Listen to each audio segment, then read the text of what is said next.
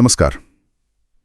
आज हमारे हाथ लगा है ये दस्तावेज drainage.pdf और इसमें भारत की जीवन रेखा मतलब हमारी नदियों के बारे में बड़ी दिलचस्प जानकारी है। हाँ बिल्कुल।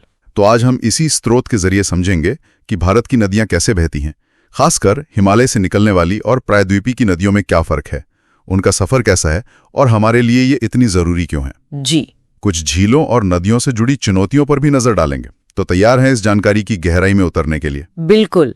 ये स्रोत साफ दिखाता है कि भारत का भूगोल ही यहाँ की नदियों को दो मुख्य हिस्सों में बांटता है। एक तो हिमालय की नदियां और दूसरी प्रायद्वीपीय पठार की नदियां। और इन दोनों में मतलब जमीन आसमान का फर्क है। अच्छा, क्या फर्क है? सबसे बड़ा फर्क तो ये है कि हिमालयी नदियां लगभग पूरे साल बहती हैं, 12 मासी हैं। पूरे साल? हाँ, क्योंकि उन्हें सिर्फ बारिश से नहीं बल्कि ग्लेशियर पिघलने से भी पानी मिलता है। ओह, ग्लेशियर, सही है। और इनका रास्ता भी बहुत लंबा होता है। पहाड़ों को चीरकर गहरी खाइयां वो गॉर्ज बनाती हुई निकलती हैं। अच्छा। यानी ग्लेशियर इनके पानी का एक बड़ा स्रोत हुआ है। और प्रायद्वीपीय नदियां वो इनसे कैसे अलग हैं? वो ज्यादातर मौसमी है, मतलब बारिश पर निर्भर। अच्छा। तो गर्मी में अक्सर पानी कम हो जाता है या कभी-कभी सूख भी जाती हैं।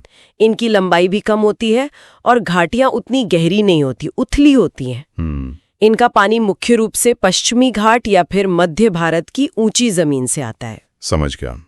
तो मतलब हिमालय वाली ज्यादातर ग्लेशियर से और ये बारिश से। हाँ, मोटे तौर पर कह सकते हैं। ठीक है।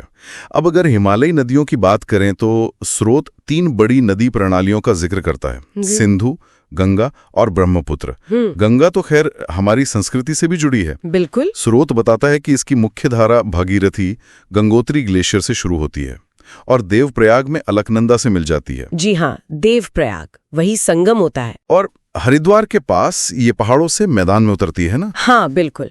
हरिद्वार के बाद ये मैदानी नदी बन जाती है और गंगा का बेसिन मतलब इसका क्षेत्र बहुत विशाल है।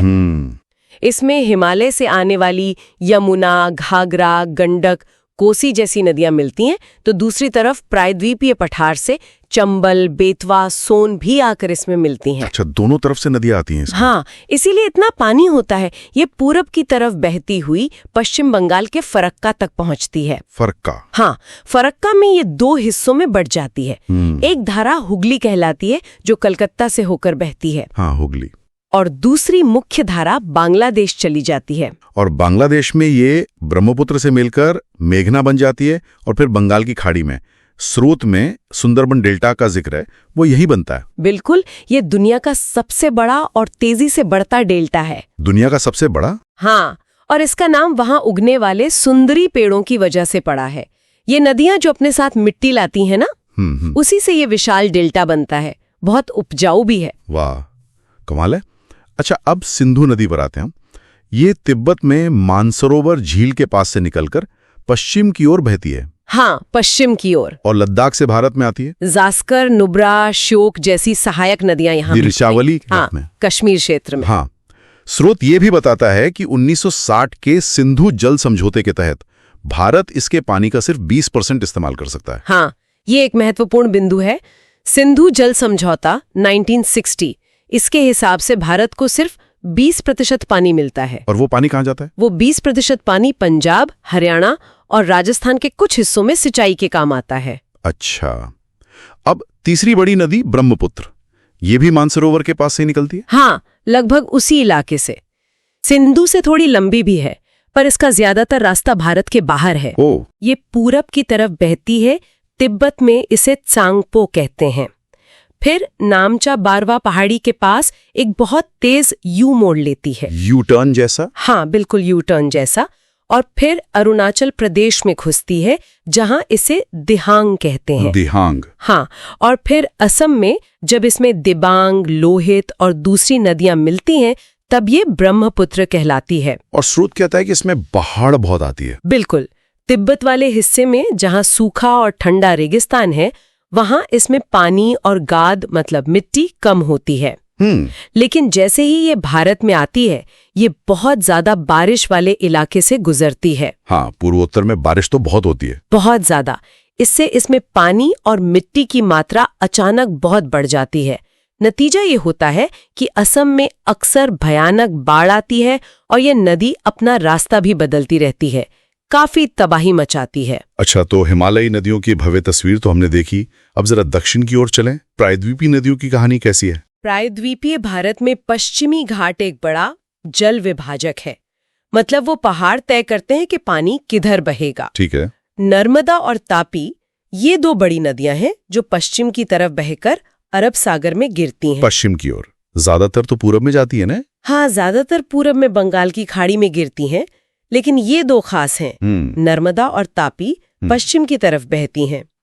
और एक और खास बात यह है कि ये भ्रंश घाटियों से होकर बहती हैं। भ्रंश घाटी मतलब वो गहरी दरारें जो जमीन के धंसने या खिंचने से बनती हैं। रिफ्ट वैली कहते हैं इसे। और ये डेल्टा नहीं बनाती, ये ज्वार नदमुख एस्चुरीज बनाती हैं, जहां नदी सीधे समुद्र से मिल जाती है। अच्छा, डेल्टा और ज्वार नदमुख में ये फर्क है? हाँ, नर्मदा का रास्ता तो बड़ा सुंदर है। जबलपुर के पास संगमरमर की चट्टानें हैं। हाँ, आप सुने भेड़ा घाट। वही, और धुआंधार झरना भी बनाती है।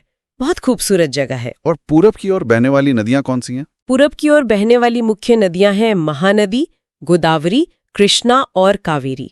ये सब बंगाल की खाड़ी में गिरती हैं। और ये डेल्टा बनाती होंगी? हाँ, ये अपने मुहाने पर उपजाऊ डेल्टा बनाती हैं। गोदावरी इनमें सबसे लंबी है, करीब 1500 किलोमीटर। 1500 किलोमीटर? हाँ, इसीलिए इसे दक्षिण गंगा भी कहते हैं। ये नासिक के पास पश्चिमी घाट से निकलती है। दक्षिण गंगा, ठीक है। और कावेरी? कावेरी नदी पर शिव समुद्रम झरना है। ये भारत का दूसरा सबसे बड़ा झरना है और इससे बिजली भी बनती है। अच्छा, बिजली उत्पादन के लिए भी महत्वपूर्ण है। जी हाँ। नदियों के अलावा भारत में झीलें भी तो हैं। इस स्रोत में वुलर झील का जिक्र है। हाँ, वुलर झील जम्मू कश्मीर में है और भारत की सबसे बड़ी मीठे पानी की झील है। मीठे पानी की सबसे बड़ी? हाँ, और ये विवर्तनिक क्रिया से बनी है, मतलब टेक्टोनिक एक्टिविटी, धरती की प्लेटों की हलचल से। डल झील, भीमताल, नैनीताल, लोकतक, ये भी मीठे पानी की अहम झीलें हैं, अलग अलग राज्यों में। और चिल्का, पुलिकट, कोलेरू जैसी झीलें, ये क्या हैं? ये तटीय बैगून है, मतलब समुद्र के किनारे बनी खारे या हल्के खारे पानी की झीलें। लैगून, समझ गया। और राजस्थान की सांभर झील? वो तो बहुत मशहूर है। वो एक खारे पानी की झील है जिससे नमक बनाया जाता है। नमक झील से? हाँ, पानी सूखने पर नमक रह जाता है। ये झीलें पानी देने के अलावा पर्यटन के लिए, बिजली बनाने के लिए और मौसम को ठीक रखने में भी मदद करती हैं। जलीय जीवन के लिए तो है ही महत्वपूर्ण। सही बात है। ये नदियां और झीलें हमारी अर्थव्यवस्था की रीढ़ है, कह सकते हैं। बिल्कुल कह सकते हैं। सोचिए ना, खेती के लिए पानी कहाँ से आता है? सिंचाई इन्हीं से होती है। पन बिजली बनती है, नाव से सामान ढोया जाता है, जल परिवहन, सदियों से ये हमारे काम आ रही है। तभी तो आप देखेंगे पुराने जितने भी बड़े शहर हैं वो नदियों के किनारे ही बसे हैं। हाँ, ये तो है।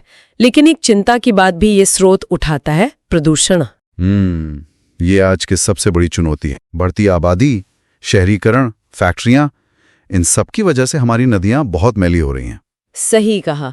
शहरों का गंदा पानी, सीवेज और फैक्ट्रियों का जहरीला कचरा अक्सर बिना साफ किए ही इनमें बहा दिया जाता है। इससे तो पानी की क्वालिटी बिल्कुल खराब हो रही होगी। हो रही है।